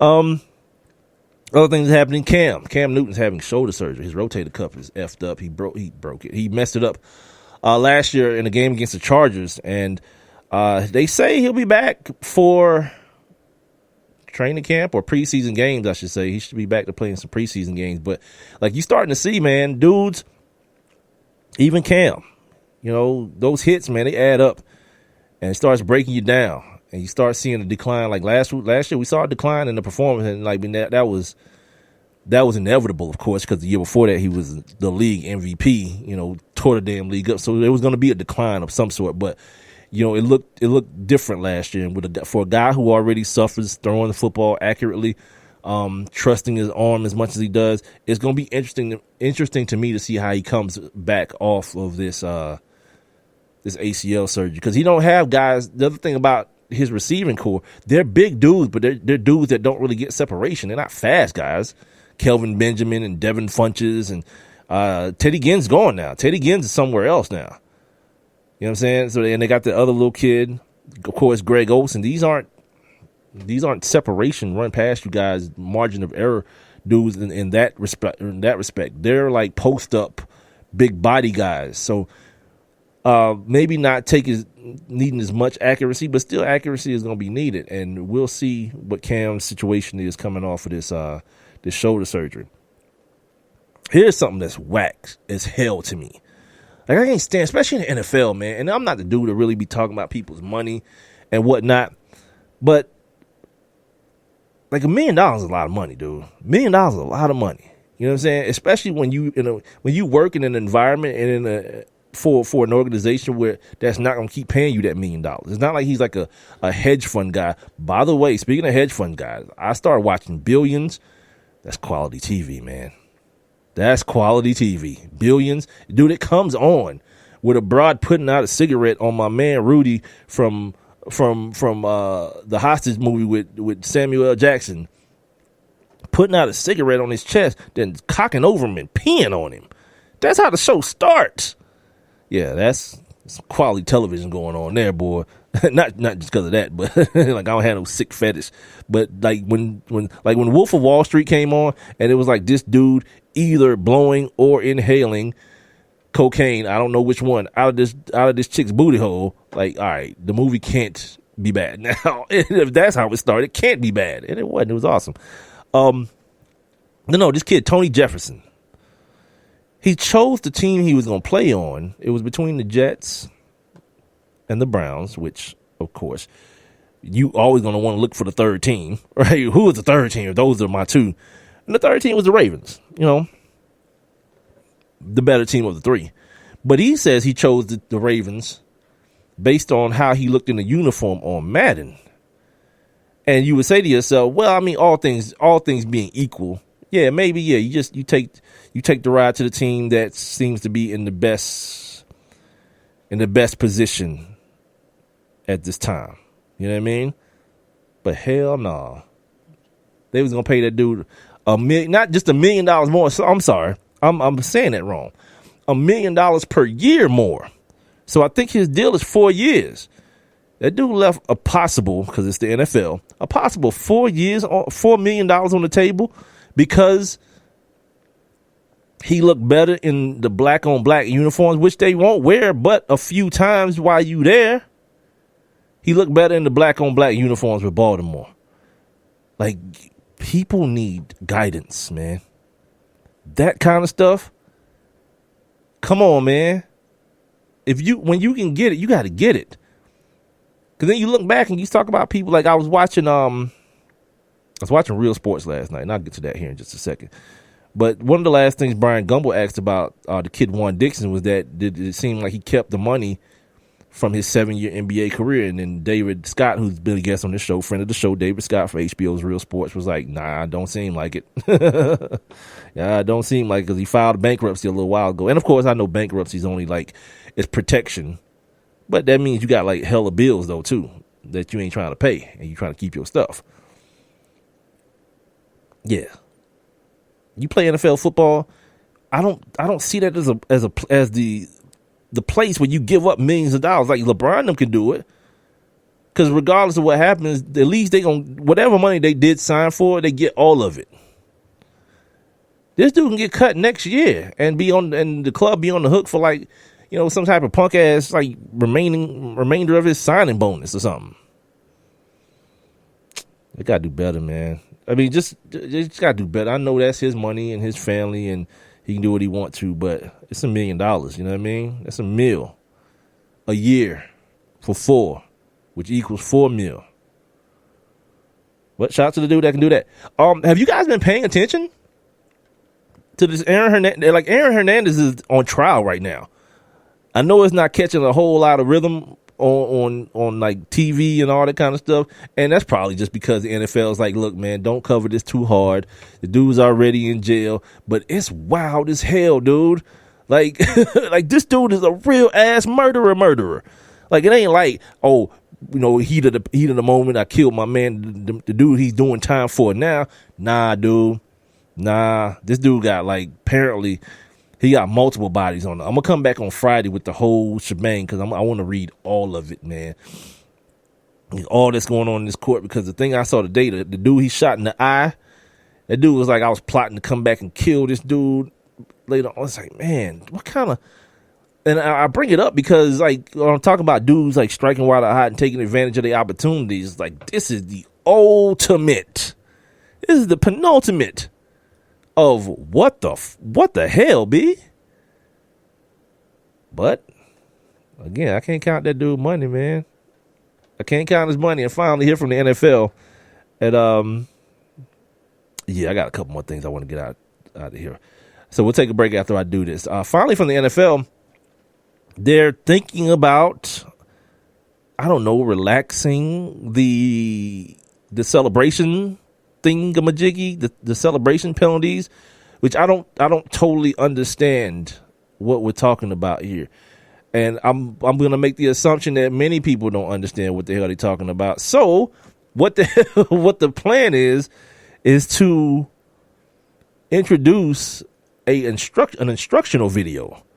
Yeah, Troy Vincent is like on some, he says the league is releasing a video telling players which types of celebrations are and aren't allowed. A video explainer, this is so bad, a video explainer of what constitutes quote-unquote harmless and spontaneous and what constitutes quote-unquote excessive, prolonged, or vulgar would actually probably be pretty. Oh my gosh, why is this happening? Why is this a thing? I'm telling, like, look, man, as we talk about this NBA stuff in comparison to this NFL stuff, the NFL has power, the league itself. The NBA, they're in a power struggle right now. They're in this power struggle between old, rich, and white, and young, black, and rich. There's a power struggle going on, and the people who are at the tops, these Dan Gilberts, who have to pretty much, like, you know, bow down to guys like LeBron, guys like Phil Jackson, who can't do what he wants to with Carmelo. These guys they want their power, but they don't know how to get it because of the way of the construct of the league. They want, you guys need to play. We have network partners that we need to satisfy. LeBron's like, I don't. I get my money anyway. You worry about your money, and I'll worry about mine. My dog. And he's showing everyone else in the NBA that power is what you have if you decide to use it. Now, sometimes LeBron can be like real ridiculous about things, you know, but in other cases, he's right. You know, and in one case, he's right, and I'll talk about it after the break. After I take this break, I'm going to come back because this LeVar Ball thing, like, everything kind of has this little, you know, it's cycle that it runs. I think this LeVar Ball thing is kind of taking its turn and kind of run its cycle. So we'll talk about that next. Come back and do that. I want to tell you about Diddy. Shaq is doing dumbass stuff again.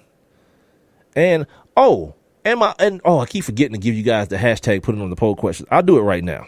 I'll give you guys the hashtag put it on the poll questions that are brought to us by sportsnewsandbrews.com. There's only one that's currently up right now. And it is, do you have, where the hell is my hashtag put it on the poll question? Do you have the poo stool? Or do you have the squatty potty? I'm thinking about getting me one. It's supposed to help you evacuate your bowels easier and better and make you feel good inside, because apparently we're doodling wrong. When we go sit on the throne, we're doodling wrong. And this thing called the poo stool, you can Google it, or the potty, the squatty potty. So I'm just doing a hashtag put it on the poll at One Mic with Big Mike. Which one do you have if you have one? It's brought to us by sportsnewsandbrews.com. I have one question for you. Do you or someone you know run a business that could benefit from additional exposure? The One Mic with Big Mike show is currently taking on new sponsors and advertisers. One Mic with Big Mike is currently syndicated across 8 different online platforms, and your company's name could be heard and seen across all 8 as well. Let's get to work. Please send all inquiries to Mike at onemicwithbigmike.com. Thank you for listening. Thank you for your continued support. All I need is one mic. I heard on the news about that 5-year-old who found his uncle's gun. The kid didn't know it was loaded. I heard on the news about that 14-year-old girl who was bullied online for like a year. She couldn't take it anymore, so she got her dad's gun from his nightstand. I heard on the news about that guy who broke into someone's house, stole a gun from the hall closet. He accidentally shot his cousin in the head. She killed herself. And later, killed the owner of the store he was trying to rob. If you own a gun, you have a full-time responsibility.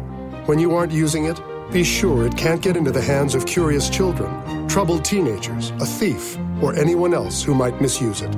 Your family, friends, and neighbors are all counting on you. Remember, always, lock it up. For more information on firearms storage safety, visit ncpc.org. This message brought to you by the National Crime Prevention Council, the Bureau of Justice Assistance, and the Ad Council. And now back to One Mic with Big Mike. And here we go!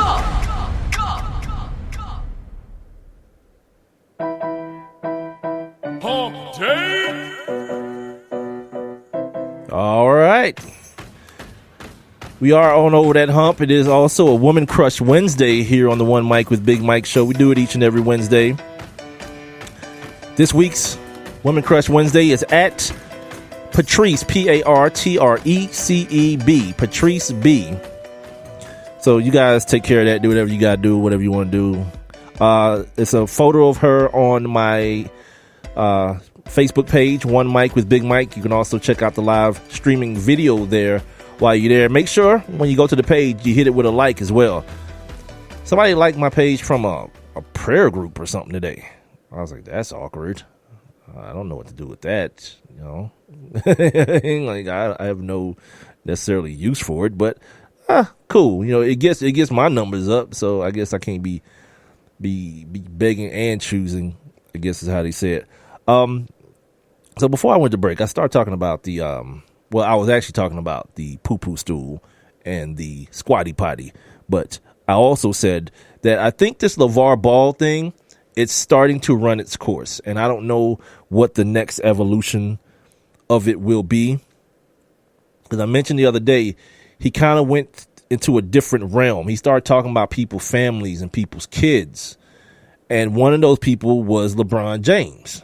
And he said that he was making this ridiculous point that because LeBron and Michael Jordan and Kareem are great, that's the reason that their kids weren't great at basketball. Now, he said stuff about because they didn't have time to teach their kids the game. I'd say this. There's a difference in when you need to do something. Like, those kids are already millionaires. Like, Michael Jordan's a billionaire. Like, to say they need to play in the NBA for money is ridiculous as hell. I mean, yeah, they might as well go to the gym, to the YMCA and do a pickup game. This ain't something that they gotta do. These are kids with choices. I'm always talking about people and kids having choices. They have choices, and their choice was to be like, nah. So it's not necessarily a reflection on who the fathers are as much as what they accomplished financially, not just on the court, financially what they accomplished. And then he makes a statement how because Dell Curry wasn't a superstar, Steph Curry is a star. All right, and that he's a great test subject, because then what about his brother Seth Curry? Like, they should be awesome. They should be an awesome duo then. But that's not how it works. So anyway, he goes after LeBron about that, and LeBron does the LeBron thing. He's like, "Yo, man, talk about me, talk about the team, talk about whatever you want to, man. Keep my kids and my family out your mouth, cuz." And then my guy, because he can't. He's like Black Trump almost. Like the impulse to be just to be gracious and say, you know what, you know what I mean? You're right. You know what I mean? I'm a father too. I wouldn't want that to be a thing either, because the reality of it is, after I thought about what I was talking about the other day about pressure on the kids, and Dick Vitale was talking about the pressure that he's putting on the kid that's playing in the tournament now, Lonzo Ball. But he's got two other kids, and the dude LeVar Ball said something when Scoop Jackson went to his house to do that profile on him. He said, all my sons is one and done. We're trying to get to it immediately. And like, to me, that's the pressure. Because what if they not? What if one of them gets injured? Like, what kind of letdown? What does that do to the kid? If he's not able to live up to his dad's lofty expectations, then what does that do to the kid? And, of course, their relationship. Like, to me, that's the danger zone right there. Of course, Lonzo is already out of here. You know that's popping off immediately. But the people who pay attention to this stuff, the Chino Hills basketball team, they said it may be a different story for especially the middle one, the one that's coming out and going to UCLA next year.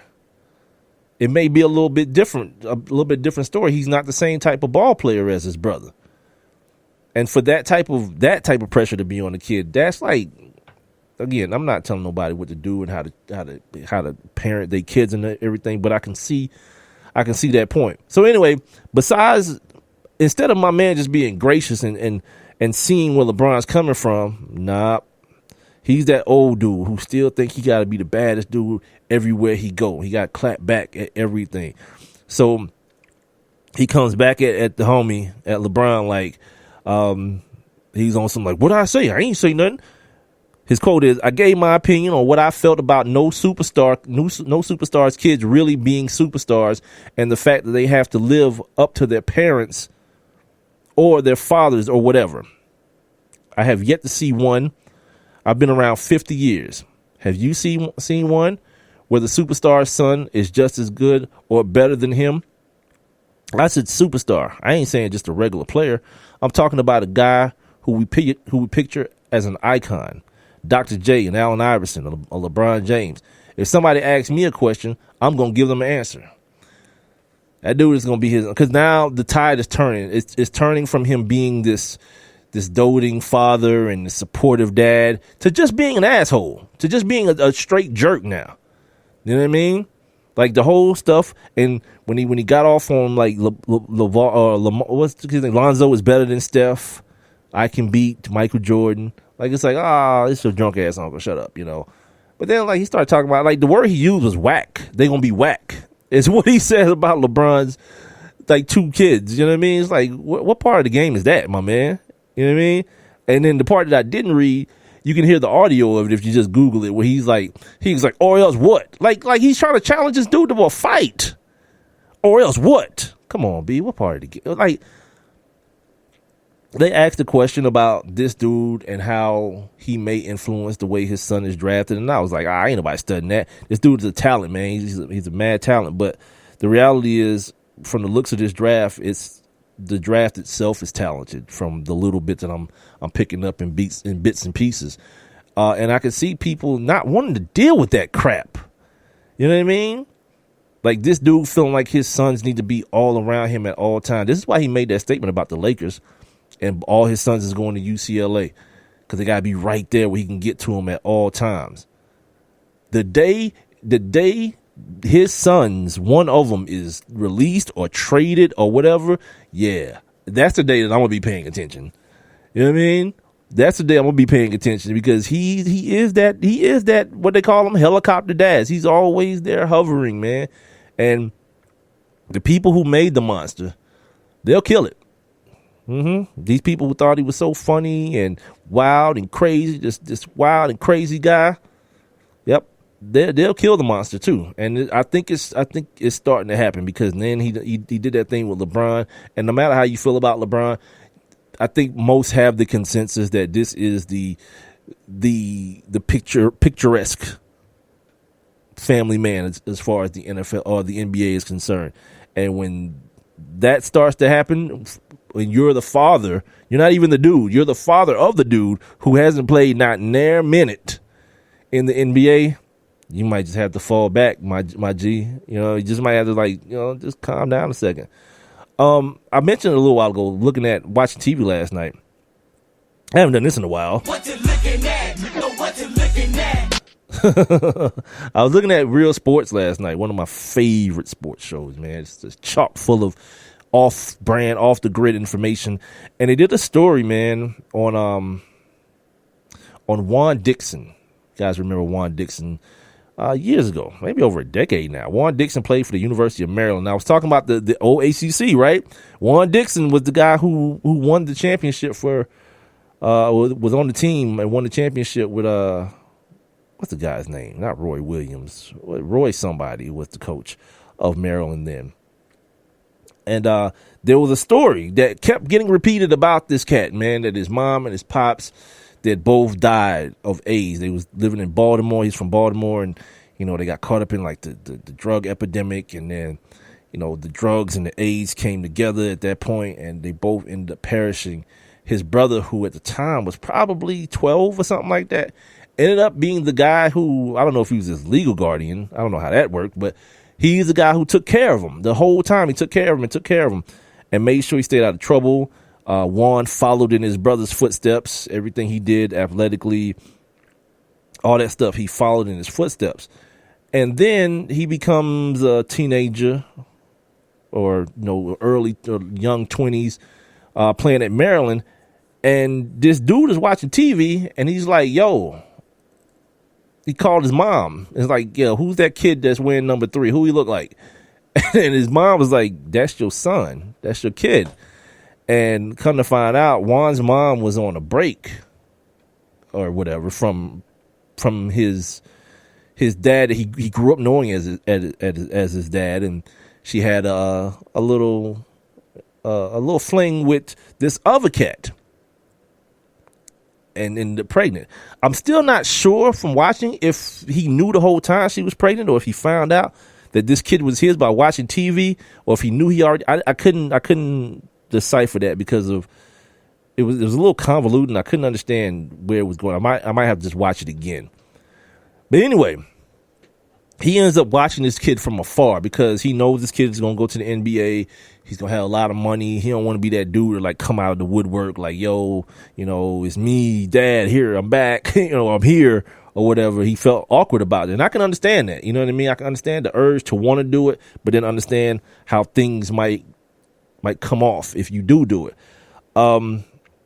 So fast forward in the story a little bit, he ends up finally. Well, no, he doesn't do it. His mom, which would be Juan's biological grandma, ends up reaching out to him, and through some other people, his girl or his wifey or whatever, and then they end up linking up that way. And then there's like a moment of hurt and confusion and these type of things that go on. Then they end up forming a relationship, and they look exactly alike. It's like no Maury test, none of that need. They did take a DNA test to confirm, but yeah, you can look at these cats and it's like, yeah, that's his pop. Then they show his pops pictures from high school playing basketball. Same guy, same exact dude.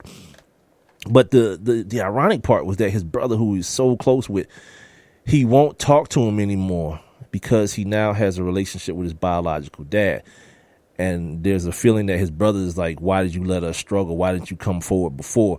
And that's why I don't understand if did he know the whole time? Because it didn't seem like he knew the whole time. It seemed like he only found out as Juan was exiting college and heading to the NBA. His mom died when he was very, very young. So I found it to be a compelling story because I remembered it so visually or so vividly, like, man, that's effed up. This dude's whole world ended. And it kind of really didn't. You know what I mean? It's like weird like that. Let's see what else I got here. Joel Embiid. Joel Embiid's gonna have another season-ending surgery. That's gonna be wild crazy because he's gonna be the rookie of the year this year. 2 years removed. Is it 2 or 3? Did Joel Embiid sit out 2 years? Yeah, man, he's gonna get the rookie of the year, and like his playing future is gonna definitely be in question. You know what I'm saying? Like all these injuries he's already sustaining, feet, knees. When he's good, when he's on the court, he's good. But if your best ability ain't availability, None of that means anything. It's like he's like the Percy Harvin of basketball. You know, the guys who you say when healthy, when you say that before you say somebody's real attributes, I'm good. I'm gonna pass all day long. Barry Bonds, the home run king, asterisks. What is it? Asterisks? Yeah. Barry Bonds is back in the MLB, hanging out with the Giants. They done gave this dude a plush consulting job, consulting the CEO in the front office. So shout out to Barry, working his way towards Cooperstown. I see you, dog. That's how you do it, man. You gotta rub elbows with the right white people, man, so they can speak on your behalf and be like, all right, man, it's time to let it go, man. Let this dude in the damn Hall of Fame, because then you let him in. You gotta let, you know what I mean, Sammy and probably McGuire and Clemens and all them cats that was doping and pitching the ball 300 miles an hour and hitting it 900 feet and all this ridiculousness. So, yeah, shout out to Barry Bonds, man, trying to come out and show that he's a decent human being, or he's a valid human being, I guess. And then the final thing I got for you guys, man, is I found this to be real crazy. I should have probably brought this up like at the beginning of the show, too, because this is wild crazy. Puff Daddy, P. Diddy, Sean Combs, Sean John is getting sued. And you say to yourself, that's not news. You know, he's a popular guy. I can see where he's being sued for something. Well, he's being sued for this thing called reverse racism. Because that's a thing, of course. Here's the thing. I'll give you guys the details here in just a second. Reverse racism seems to me like no racism, because reverse means the opposite, right? It's like if you got in drive, you got in park, or drive and revert. Reverse is the opposite of drive. And so reverse racism is no racism, or reverse discrimination. All that term, reverse sexism, that's a white male term. Because racism can only be attributed to people who aren't me. So if they're doing it to me, I need to put a different label on it. Reverse racism, reverse discrimination. Hell no. Yeah, drown me in those tears, because this was the most ridiculous thing I probably saw all day today. I'm like, yep, pretty much got to mention this. I can't just like sit on this and act like it ain't a thing. You know what I mean? People online talking junk about Colin Kaepernick, and everything was a publicity stunt, and like he got bad publicity, terrible, death threats, but it was a publicity stunt. Sometimes I wonder if the people who want to ride with Trump, if they really want to know where they're riding to. You know, they just blindly going, man, because this dude, he don't have nothing good planned for nobody but him and his cronies, man. That's it. And all these people going to be 24 mil left, no health insurance. Enjoy it. Enjoy it. If you voted for him, enjoy it, man. You know what I mean? And I don't think that's right for anybody to have to monetize their life. But that's the America we live in. That's the country we live in. You know what I mean? 5 white men, back to Puff Daddy here, and then I'm going to get up out of here. 5 white men who are former employees of Sean P. Diddy, or Diddy, Combs, his Revolt TV, have launched a reverse discrimination lawsuit against the network, alleging they were fired for not being young, hip, and of course black. They should throw this out immediately. The term reverse discrimination should have this tossed out immediately. It's either discrimination or it's not. Miss me with all this bull crap. Reverse discrimination. It's reverse sexism. So you mean it's not sexism at all? According to the New York Post, Douglas Goldstein, he's a savvy one, and 4 producers who are over the age of 39, hey, I am, they work for the Revolt's broadcast, they work for the broadcast of The Breakfast Club. They say they were treated differently from the black employees by Revolt Executive Vice President Val Borland. The lawsuit alleges that Borland, quote, this is a quote now, he treated African-American staff in a much friendlier and respectful manner. End quote. Well, welcome to our neighborhood. Well, see, this is what I love. You know what I mean? Like, how many of you listening to this, whether you're listening on demand or you're listening live, go through this at your job? That's mostly white people. And then you and, Ali are the only two black folks or whatever, and everybody expect y'all to be friends, lifelong friends or something. Yeah, man. Go work for the pop station there. It's different around here. You know what I mean? Like, I have no sympathy for any of this, man. You know what I'm saying? As life is giving you head start after head start after head start. Like, this the one you want, like this the way you want to plant your flag as to be the person taking a stand for your race, your majority race. Come on, man. Come on. In 2014, Goldstein and his team were fired, and they charged that they were replaced by inexperienced black people. That's probably the most awesome part of this whole thing. Shout out to the bros for flipping the script. Come on, man. Like, the numbers state that me with no criminal record, with the same qualifications, is less likely to get a job than a white boy with a criminal record. Straight up and down. Yeah, dude, this ain't reverse discrimination. This is just like life to us, to me. Revolt TV said that the claims of discrimination have already been reviewed and dismissed by the Equal Employment Opportunity Commission, the EEOC. So this seems to be a frivolous lawsuit. They know who Puff Daddy is. They know that he might just say, you know what, keep my name out the news. Settlement. I feel him, but it's a bitch move.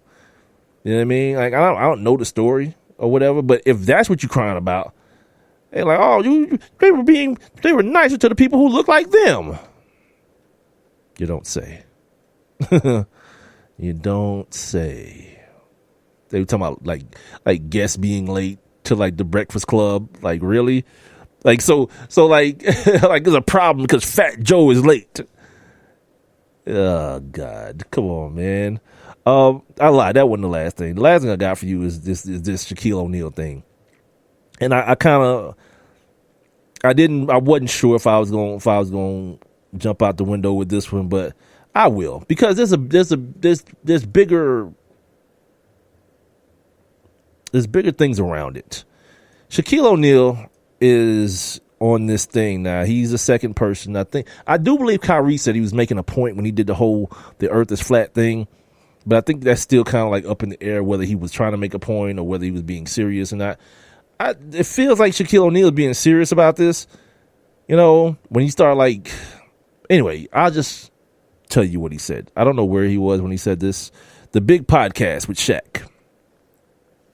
I think Shaq does a podcast with Rich Eisen, doesn't he?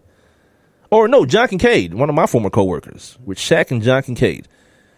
He said, it's true. The earth is flat. There's 3 ways to manipulate the mind. There's more than 3 ways, but okay. What you read, what you see, and what you hear. In school, first thing they teach us, it's not the first thing. I feel just dumber reading this, as a matter of fact. The first thing they teach us, Christopher Columbus discovered America. But when you get there, you get where? It was some fair-skinned people with long hair smoking on peace pipes. So what does that tell you? I don't know what that has to do with the world not being round, though. The fact that people have literally orbited the earth. Human beings. Like, not the same one from the same organization. Human beings, period, have orbited the earth. Have gone up and worked on the satellites that power your cell phone, B. The one that you probably tweeted much nonsense like this from. He says, quote, this S looks flat to me. I do not go up and down on a 360-degree angle. Wait, 360 degrees is around. That's not up and down. And all that stuff about gravity, right? Have you looked outside of Atlanta lately? Okay. Have you looked outside of Atlanta lately and seen all those buildings?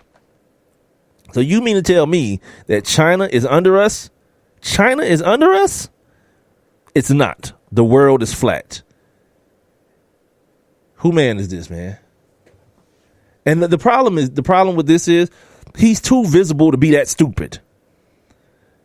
Because people are bad parents. And people love for their kids to look up to these idiots. And so now somebody somewhere is getting into an argument with their 9-year-old, or some teacher's getting into an argument with a 9-year-old because Shaquille O'Neal, the dude that talks about basketball and is on the general commercials and whatever, says it's flat. I'm not a fan of athletes being, or entertainers, any of these people being role models, but some of you are, and a lot of you are. And this is why I'm in the other camp, because of stuff like this. Because your man to get on TV and straight face tell people that the world, the earth, something that's been settled many, many years ago is flat. Not mentioning anything about the core. The earth has a core. It's magnetic, which allows it to have an atmosphere and an orbit. Allows it to keep the moon that close.